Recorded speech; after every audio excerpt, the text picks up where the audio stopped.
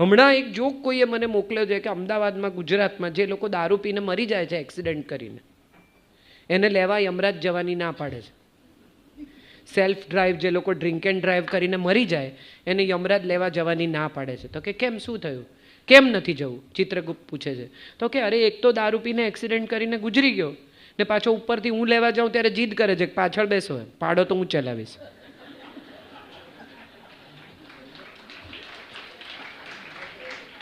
આવા લોકો સાથે કેવી રીતે હું નીચે જાઉં એમને લેવા? હવે આ આખી વાતની મજા એ છે કે નવી પેઢી આપણને બહુ સ્માર્ટ લાગે છે કારણ કે ટેકનોલોજી સાથે બહુ વેલવર્સ છે. પણ તમે એ નવી પેઢીને એવું પૂછી જુઓ કે મોઢે દાખલા ગણી શકે? કેલ્ક્યુલેટર વગર તમે એને કહો કે ગણવાનું શરૂ કરે, 2 + 6 + 8 + 11 + 18 + 13 + 16 + 15, અને એના ગ્રેન્ડફાધરને પૂછો, એના ગ્રાન્ડફાધર તમને ધડાધડ દાખલા ગણીને આપશે. સરવાળા બાદ બાકી 18માંથી 6 જાય તો કેટલા? એટલે છોકરું વિચારે, ગ્રાન્ડફાધર કંઈ બી કરતા 12. એનું ધ્યાન ક્યાંક બીજે છે. હમણાં અમે જે ફિલ્મ કરી એની અંદર એક બહેન આમ લંડનમાં ફોટા પાડે છે ને કોઈ એને પૂછે છે કે 320 પાઉન્ડ એટલે કેટલા? કોક બીજાની સાથે વાત કરે છે અને પેલી ફોટા પાડતા પાડતા કહે છે કે આટલા 33,000 આટલા પાઉન્ડ. કારણ એ છે કે તમે ટેકનોલોજી પર જેમ આધારિત થતા જાઓ છો ને એમ તમારી સ્માર્ટનેસ ઘટતી જાય છે, વધતી નથી જતી. મોટાભાગના લોકોને લાગે છે કે વધુ ને વધુ સ્માર્ટફોન જેને આપણે કહીએ છીએ એ સ્માર્ટફોનમાં કેટલી વાર ખોટા મેસેજીસ ગયા છે ખબર તમને? અને ન મોકલવાના એવા લોકો પાસે પહોંચી ગયા છે. હમણાં જ કોઈક મારી સાથે મજાક કરતું હતું કે કોઈક માણસના ઘરમાં બહુ ઝઘડો કરવો હોય ને તેને લખી દેવાનું લવ યુ ટુ એની પત્નીને. એની પત્ની સીધો ફોન કરે, આ ટુ કોને લખ્યું? કોનો મેસેજ આવ્યો તો જેને તમે જવાબ આપ્યો? એના ફોન પરથી એની પત્નીને તમે લખી દો કે love you too, oh sorry, આટલું જ કરવાનું.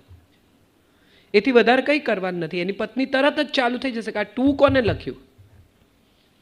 જો આઈ લવ યુનો મેસેજ આવ્યો તો જ તમે જવાબ લખો ને લવ યુ ટુ. હવે આ મજા એ છે કે આપણે જેમ વધુ સ્માર્ટફોન, જેમ વધુ ટેકનોલોજી આધારિત થઈએ છીએ એમ સ્માર્ટ નથી થતા, ડોબા થતા જઈએ છીએ. વધુ ને વધુ આધારિત, વધુ ને વધુ ગીવન, વધુ ને વધુ સરેન્ડર. કેટલાક લોકો તમારા ઘરમાં દાખલ થાય ને એની સાથે તમને પૂછે ઝીણીપિનનું ચાર્જર છે, ઝીણીપિનનું ચાર્જર છે. એનો પોતાનો શ્વાસ જતો રહેવાનો એ લેવલ પર ચાર્જર ગોતે. અરે આટલું બધું હોય? 5 મિનિટ ફોન નહીં હોય કે નહીં આવે. ભલી જગ્યાએ સિનેમામાં ક્યાં ક્યાં ફોનના ચાર્જિંગ માટે ફોન ઉપર, અને દરેક માણસને એમ છે કે એ એના કરોડોના સોદા રખડી પડશે. એકચ્યુઅલી તમને કોઈ શોધતું નથી અને તોય થોડી વારે ચેક કરે કે મને કોઈ ગોતે છે. કોઈ તમને શોધતું નથી. તમારા વગર કોઈનું કંઈ અટકતું નથી. એ સત્ય તમને સમજાય ને એ સ્માર્ટનેસ છે. તમે એમ માનો કે મને કોઈ ગોતે છે, મને મારા વગર આનું, અરે બિચારા કોઈ વિચારું નથી. તમારા વગર તમને જો એણે મેસેજ કર્યો કે આપણે આજે સાંજે મળીએ છે, તમે 15 મિનિટમાં જવાબ નહીં આપો ને તો એ કોકને મળી લેશે સાંજે. તમે એમ માનો છો કે તમારા વગર એ કોઈને નહીં મળે, બિચારા ઘેર જતા રહેશે, એમની સાથે કોઈ નથી, એવું કંઈ છે જ નહીં. સ્માર્ટ માણસ એ છે જે જીવનના સત્યોને સમજે અને સ્વીકારે.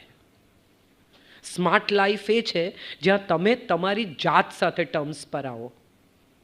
તમે એ રિયલાઇઝ કરો કે તમારા વગર કોઈનું કશું અટકશે નહીં અને તમે નહીં હો ત્યારે જગતમાં કશું જ બદલાશે નહીં. અને અહીં સંસ્કૃતિ એટલા માટે કામ લાગે છે કારણ કે દરેક પિતાને અગ્નિદાહ એનું સંતાન આપે એવો નિયમ આજથી હજારો વર્ષ પહેલાં આપણી સંસ્કૃતિમાં દાખલ થયો છે. આપણી સંસ્કૃતિ સમજાવે છે કે જેને તે જન્મ આપ્યો ને એ જ તને અગ્નિદાહ આપશે. આ જીવનનું સત્ય છે. શીખી લે આ.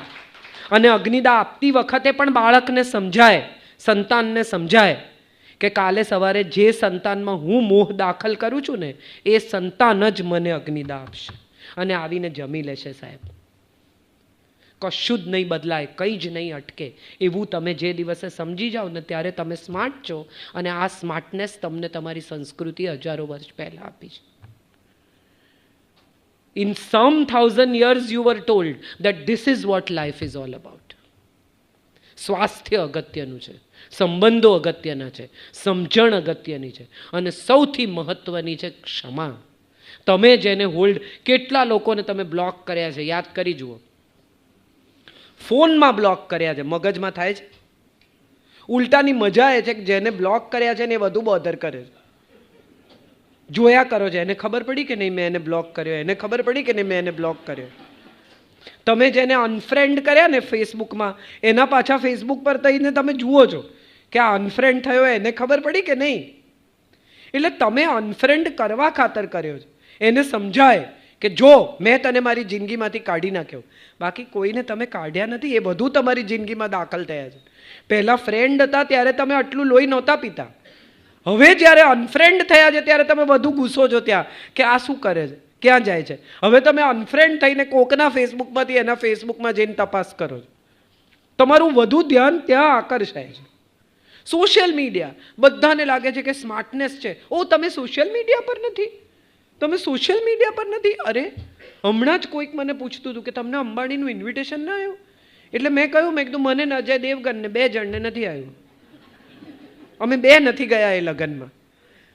સવાલ એ છે કે દરેક જગ્યાએ ઇન્ક્લુડ થવું એ આપણી સ્માર્ટનેસ નથી.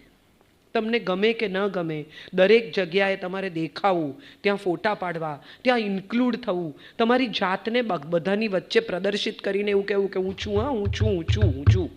એ તમારા એક્ઝિસ્ટન્સને વારંવાર પ્રસ્થાપિત કરવાનો પ્રયાસ છે ને, એ સૌથી મોટી મૂર્ખામી છે, સ્માર્ટનેસ નથી.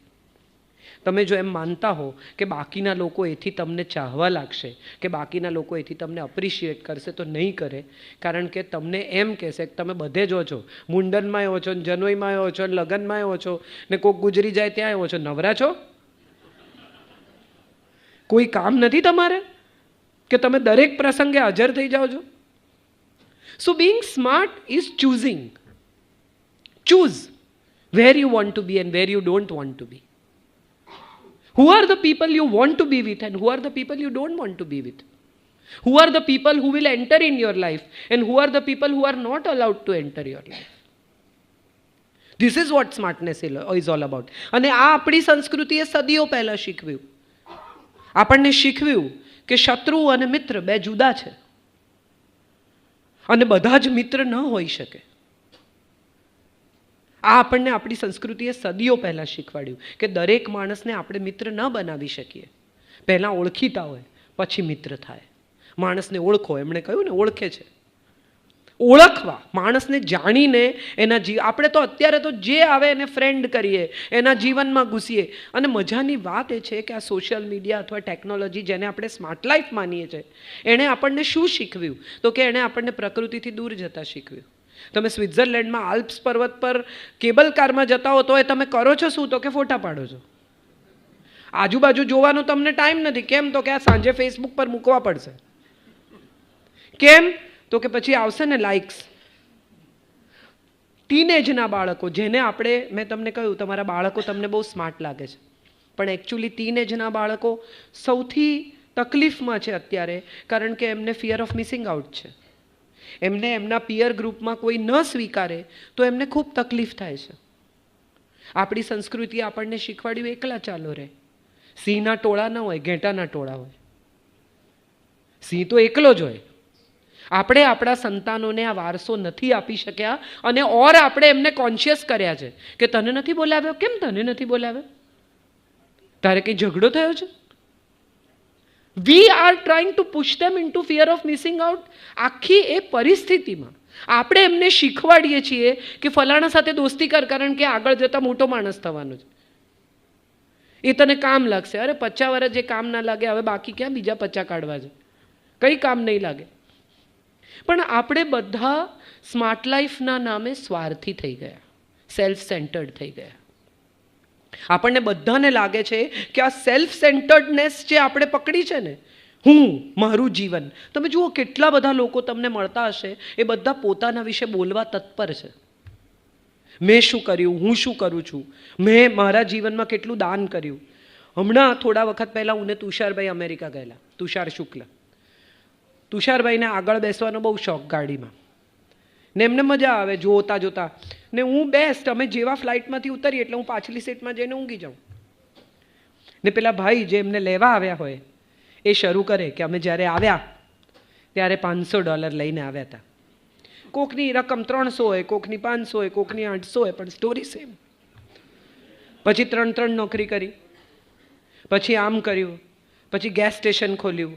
ગેસ સ્ટેશન પર હું 12 કલાક જાતે મહેનત કરતો હતો. મોટેલમાં હું જાતે front desk, same story.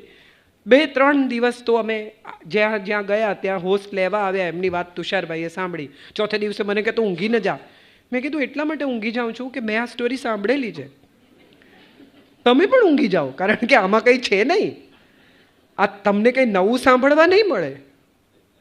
Talking about yourself continuously is not smart. When people talk about you, you are smart. Good or bad, you can't ignore મી.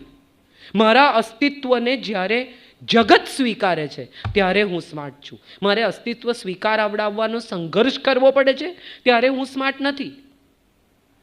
આપણો પ્રયાસ એ છે કે આપણે દરેક લોકોને આપણું અસ્તિત્વ સ્વીકારવાનો પ્રયત્ન કરીએ છીએ. મેં આ કર્યું, હું આમ કરું છું.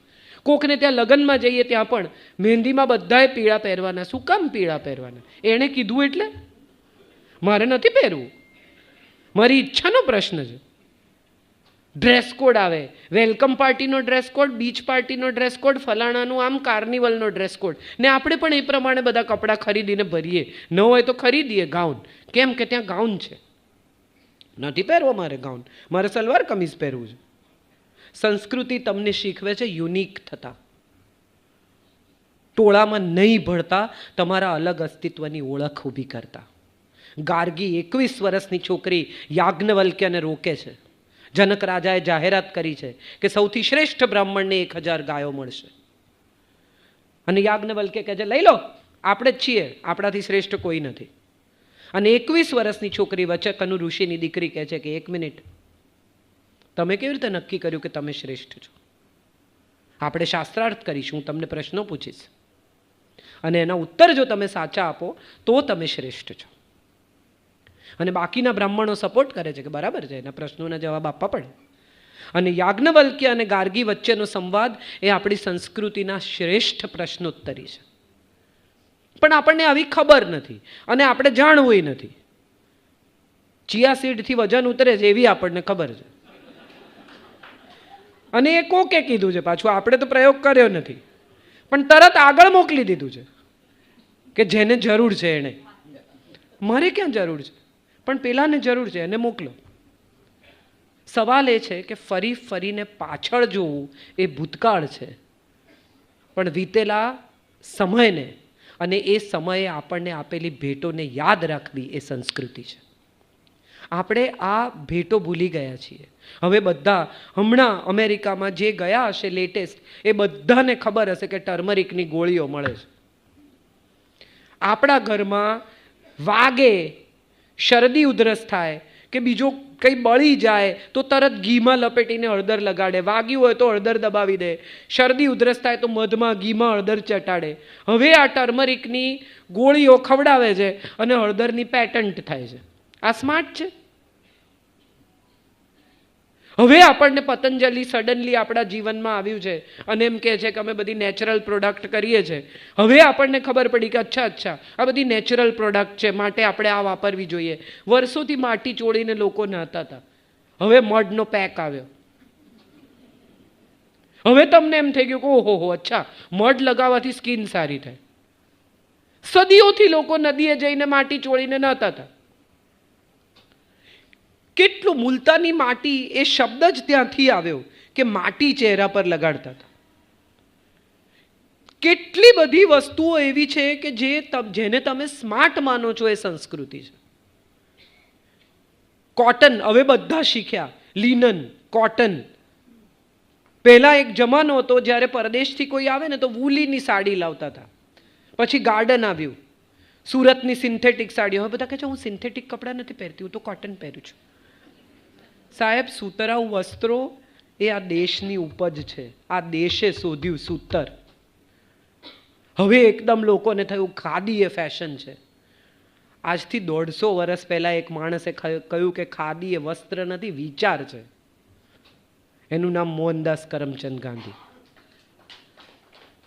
એણે આજથી 150 વર્ષ પહેલા કહ્યું કે ખાદી એ વિચાર છે, ખાદી એ વસ્ત્ર નથી. કેમ વિચાર છે? કારણ કે તમે જાતે કાંતીને વસ્ત્ર કરો તો તમે કેટલું ભેગું કરશો? તમે જેટલું કાંતીને કરી શકો એટલા વસ્ત્રો બનાવો. એનાથી વધારે રાખો જ નહીં, તમે રાખી શકો જ નહીં. તો એનો અર્થ એમ થયો કે એટલા જ વસ્ત્રો તમારી પાસે રહે જેટલા તમે કાંતીને પહેરો. કબાટ ભરવાનો પ્રશ્ન જ નથી આવતો. હવે તો કોઈના પણ ઘેર લગ્ન હોય એટલે કબાટ ઉગાડીને ઊભા રહે, મારી પાસે કપડાં જ નથી.